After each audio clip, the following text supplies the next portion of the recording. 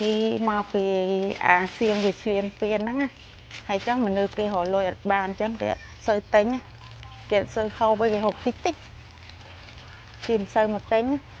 ngặt thằng nông xa sợi một tháng pi mến lụm bán lôi thôi này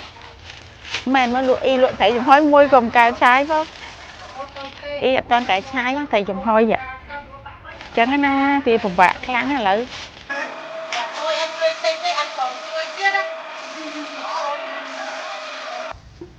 mà dạនេះនៅក្នុងផ្សារហិតស្ងាត់អូនដោយសារ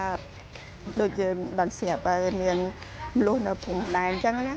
មិនមែនប៉ះពាល់តែអ្នកនៅតាមព្រំដែនទេតែយើងនៅក្នុងពេញក៏ស្ងាត់ដែរគេនិយាយទៅរឥឡូវមួយរយៈរលុយក៏មិនសូវបានដល់ពេលអញ្ចឹងគេអត់សូវចាយអញ្ចឹងណាដល់អញ្ចឹងអ្នកផ្សារក៏ស្ងាត់អត់មានអ្នកទិញទេបើតែយើងរកអត់បានយើងមិនមែនតែលើយើងរៀនទេកូនចង់និយាយថាមិនលើតែយើងហូបទេសំខាន់ចំណាយការកូនត្រូវការរៀនអញ្ចឹងណាដល់ពេលអញ្ចឹងយើងត្រូវវាពិបាកអញ្ចឹងអូនបើការហូបគ្រាន់តែហូបចុកជួនកាលយើងដូចខ្ញុំថាពីមុនអញ្ចឹងយើងកាត់បន្ថយអ្វីដែលយើងសេវបានណាថ្លៃយើងកាត់បន្ថយថ្លៃយើងហូបអាឡាម៉ូហ្មងអញ្ចឹងណាអស់លុយតិចតែដល់ពេលកូនរៀនយើងត្រូវតែបង់សាលាបង់អីឲ្យគាត់ដែរអញ្ចឹងណាអូនចង់ឲ្យ